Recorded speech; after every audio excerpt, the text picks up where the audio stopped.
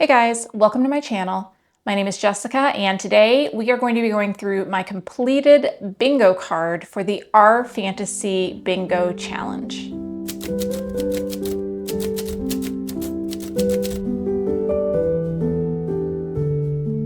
So the Our Fantasy Bingo Challenge, if you don't know, runs from April 1st through March 31st of every year. It has 25 prompts, and you can choose to do them all. You can choose to complete a bingo across the board one way and not have to do all 25. There are easy and hard modes for each one. You don't get anything special if you complete hard mode, I guess, except bragging rights. And this was my first year doing it, as I said, and I'm really excited to show you all the books that I read. The new card is going to be coming out, the new challenge, at the beginning of April, and once it does, I will make a video as soon as I can that has all of my recommendations as well as what I'm planning to read or thinking about reading for the challenge in the next year. I mean, I think as you can probably imagine, my idea of what I was going to read and what I actually read for the challenge did change a little bit as the year went on. Toward the beginning, I was pretty focused on completing these prompts, and then toward the end, I was just throwing them in there. So let's go ahead and get started with the first prompt. Okay, so the first prompt is first in a series. Read the first book in a series, and hard mode is that the series must be more than 3 books long, and I read The Empress of Salt and Fortune by Ni Vo. This is the first book in the Singing Hills Saga, which is a series of novellas that are about a traveling monk who comes from a monastery where they basically save stories.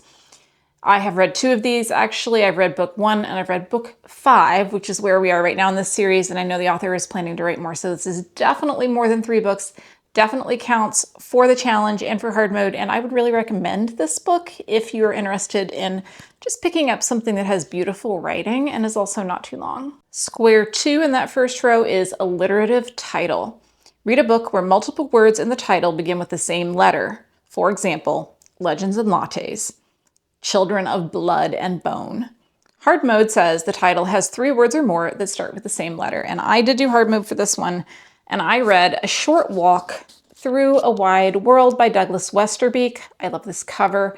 This is an Addie LaRue-like story about a woman who cannot stay in one place for very long, or she will experience horrible pain and illness.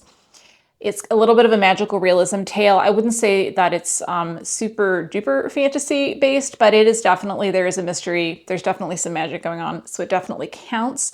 I did enjoy this, gave it 4 stars, would recommend. Number 3 is Under the Surface. Read a book where an important setting is either underground or underwater. Hard mode, at least half the book takes place underground or underwater. So this was a real challenge for me. I had originally put a love letter to the luminous deep on here, but then I started reading it and realized the entire book was written in letters, and it's not my thing. I could not.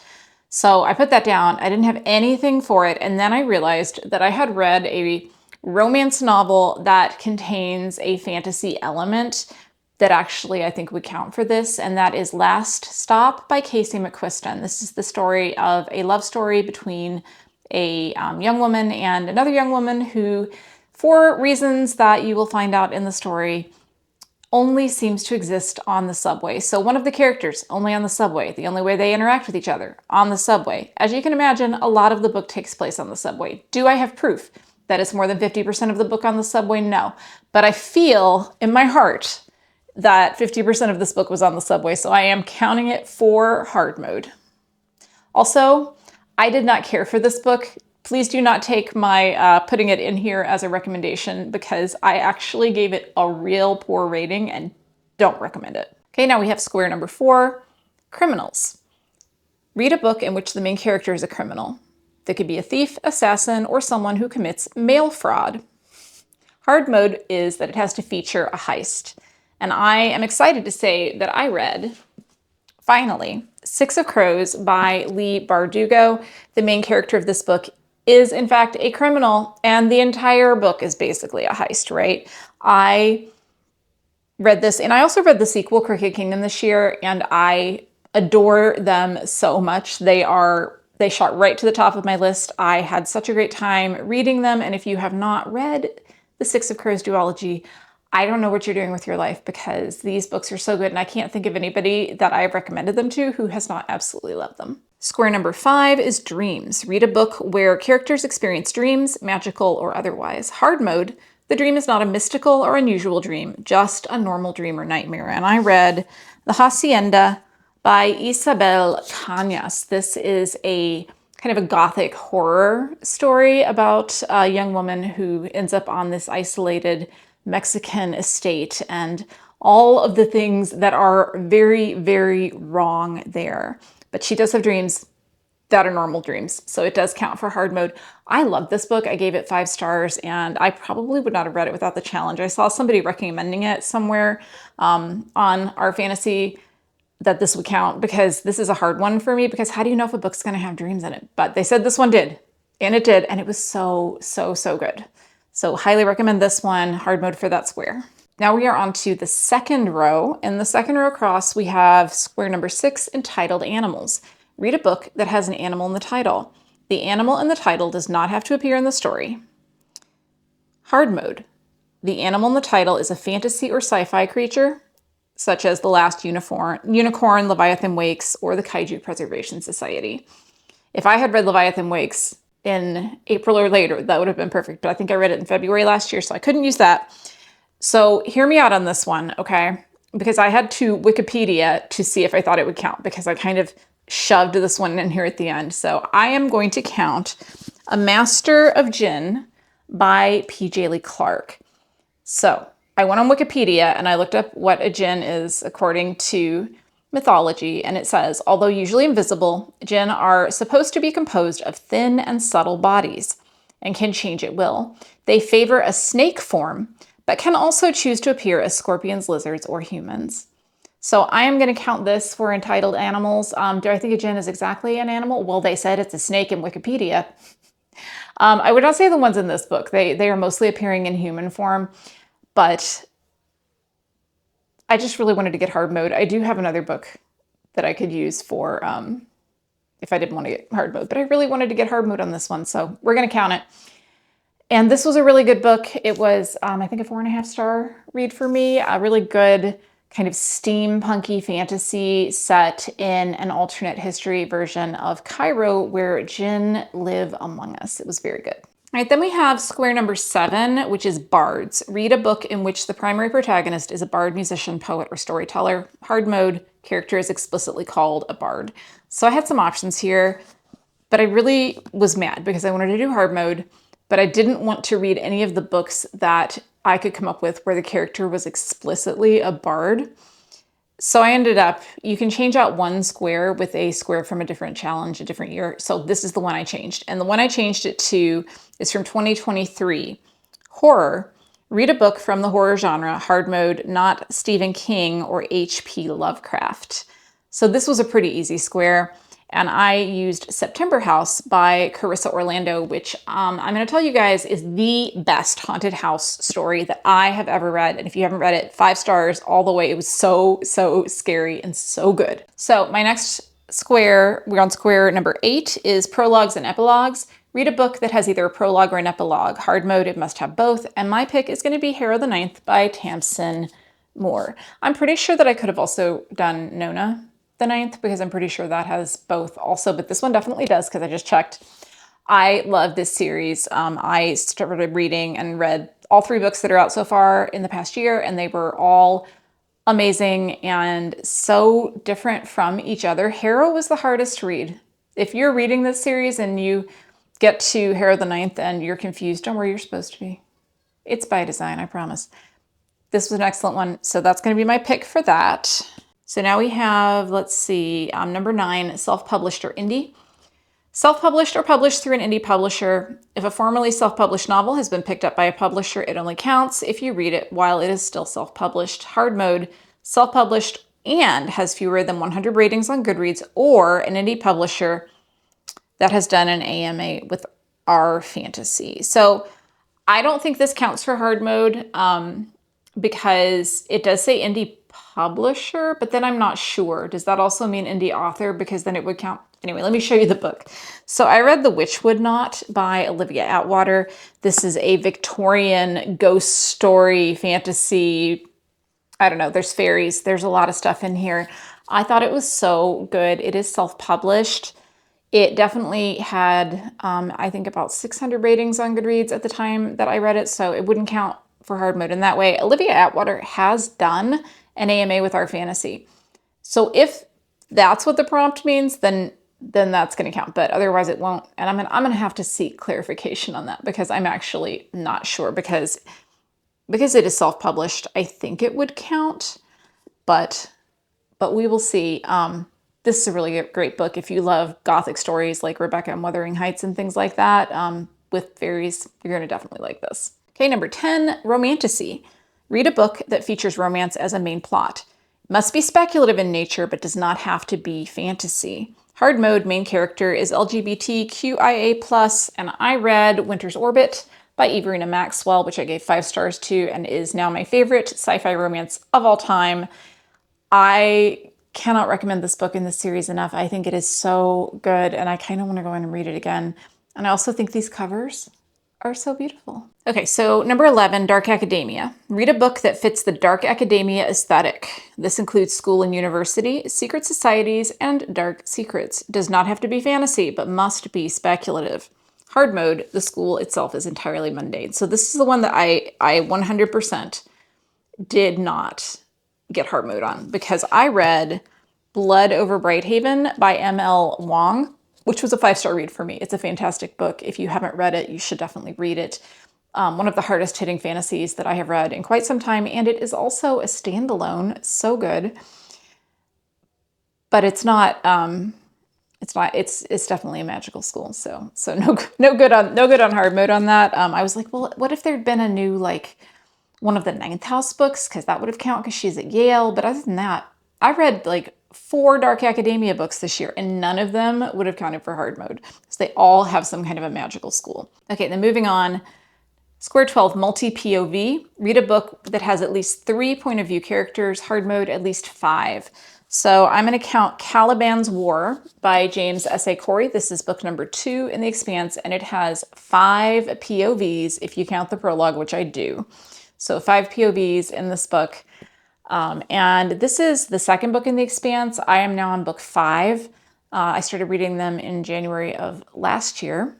And I love this series, but I will say that this book is actually my least favorite in the series so far. It just did not hit for me the way the others did, but after that, it's all uphill so far. Next, we have Square 13, published in 2024, a book published for the first time in 2024, no reprints or new editions.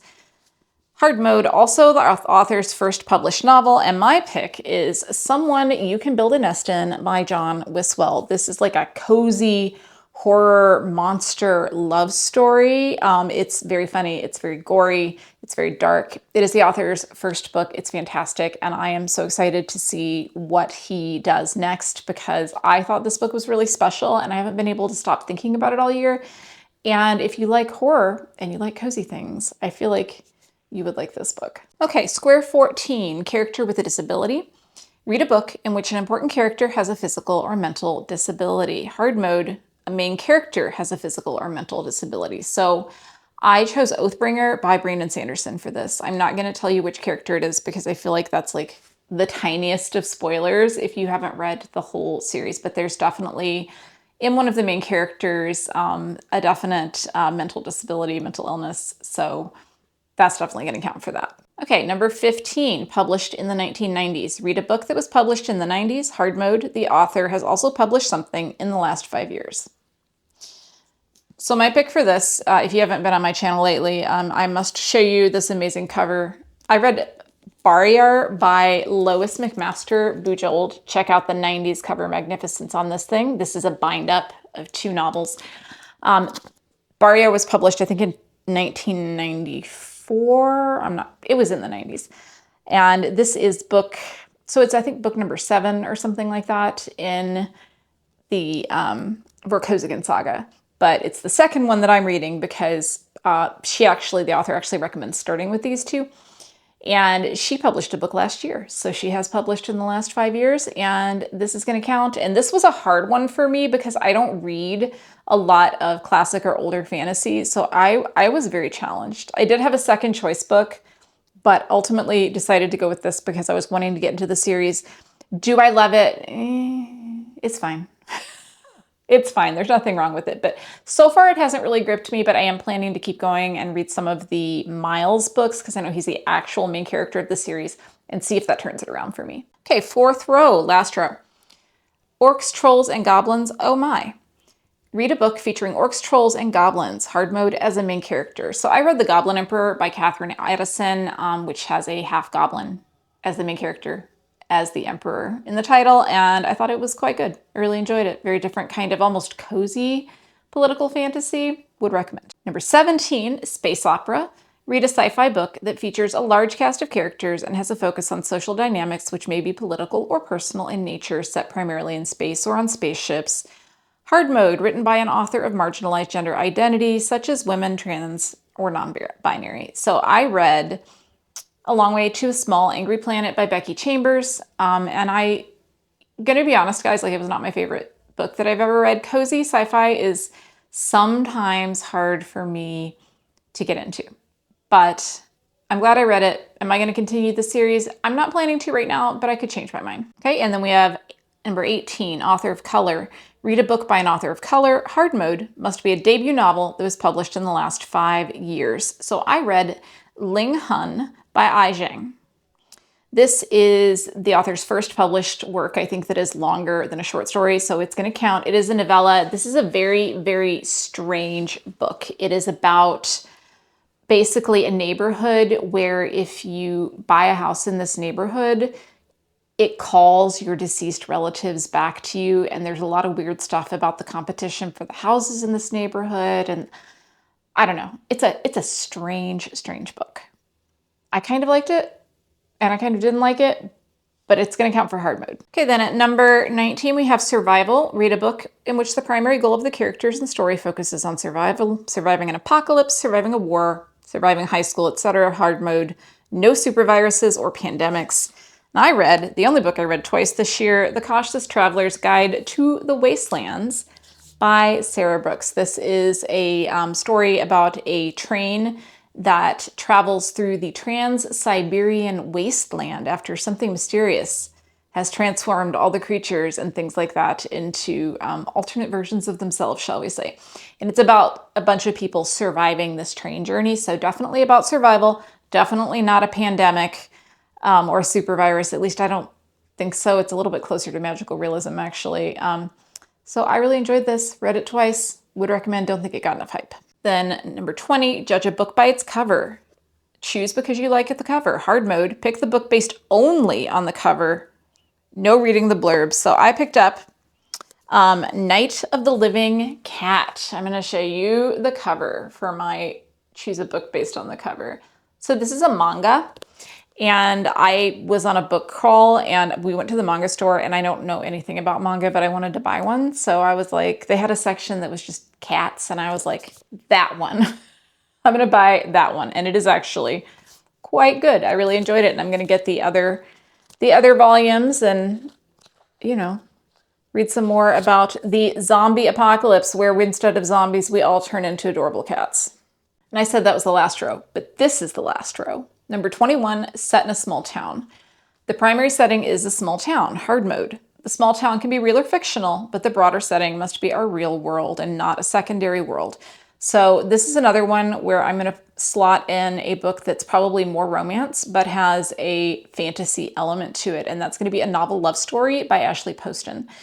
This is the story of a woman who ends up, she's on a trip, she's going up to a cabin to hang out by herself, and she somehow ends up stopping off and staying at the small town, the fictional small town that is in her favorite series of books. And that's mysterious, right? And it is really happening. It's not, you know. Anyway, so it counts for hard mode. Did I like the book? No, probably about a 3.5 star. I thought it was decent. I didn't think it was great, but I'm not a huge romance person, and you get a lot of these ratings about romance for me. So, all right, and we are almost to the end here. Number 22, 5 sci-fi short stories. Any 5 sci-fi stories or novelettes. Hard mode, read an entire anthology or collection. So I have not yet achieved hard mode on this. Will I before the end of the month? Maybe. Maybe. But I have read 5 stories, so I have completed, and that is Ted Chiang, his short story collection, Exhalation. I have found that there are some stories in here that I really, really love, and some stories that I don't connect with, and I'm someone that struggles with short stories, so I'm glad that this prompt is here because it forces me to read them. But also, I'm having a hard time. You can see I'm about halfway through, and I really want to finish it by the end of the month, but I just don't know if it's going to happen or not. We will see. Okay, then number 23, Eldritch Creatures. Read a book featuring a being that is uncanny, unearthly, or weird, can be a god or monster, and it's usually beyond mortal understanding. Hard mode, not related to the Cthulhu mythos. So I'm counting The Hollow Places by T. Kingfisher. So this takes place inside a mysterious realm that is full of mysterious and unearthly creatures. The author, I think she was inspired by Lovecraft because she does mention Lovecraft, the author, a few times within the story, but it's also very clear that the things going on in this book don't have anything to do with the Cthulhu mythos. So I'm going to count it for hard mode, even though that does happen, because it's not about anything about the Cthulhu mythos. And I really enjoyed this book, and I would recommend it. All right, number 24, reference materials. Read a book that features additional materials such as a map, footnotes, glossary, translation guide, dramatis personae, etc. Hard mode contains at least 2 types of these things. So I'm going to count one I just read, Emily Wilde's Compendium of Lost Tales. The Emily Wilde series, they each have a theme, whether it's, she's writing an encyclopedia or she's writing a map, a book of maps. And this one, she is compiling a set of fairy folklore, basically. So we have in here footnotes. That's one of the main things in the book is we have the footnotes. And I can't find an example, of course, while I'm flipping through, but there are a lot of footnotes in here. And then we also have some examples of the lost tales, which are reference material that she uses throughout the book too. So I'm counting those as 2 separate things, and I'm counting this for hard mode. I also could probably count the second book, I think, in the series, because it has maps. But this is a really great series. Stuck the landing. It's a 5-star series for me, and I recommend this as well. Now we are to the final prompt, number 25. Book club or read-along book. Any past or active R Fantasy book clubs count, as well as past or active R Fantasy read-alongs. Hard mode says you must read a current selection of either a book club or read-along and participate in the discussion. And I read A Study in Drowning by Ava Reed, and I read it with the Feminism in Fantasy book club, and I did participate in the discussion, which I have gone on to do for a few other books this year, so that was actually really enjoyable. And I really loved this book. It was an easy 5-star read for me, beautiful, lush writing. I even had to go out and buy this special edition because I liked it so much. But yeah, okay. And there you have it. All the books that I read for the R Fantasy Bingo Challenge. I think I have 1 or 2 that I've got to still check in on and make sure that they count for the things that I said they counted for. But overall, I'm really happy with what I did and the fact that I finished an entire reading challenge, which, as I said, I have struggled with in the past. And I'm so excited for the new list to come out in April. And as soon as it does, I will make a video for you, tell you what books I'm planning to read and what books I think would count for the prompts, so that you can make your own list if you are interested in participating, which I do recommend. It's very fun, and there's a real active community on R Fantasy where they talk about it, they give you recommendations. It's just a really good time and a really fun challenge. Please leave me a comment and let me know if you have completed any reading challenges lately, or if you're planning on doing the R Fantasy Challenge next year. I would like to know. I hope that you'll have a fantastic day. I will see you in the next video.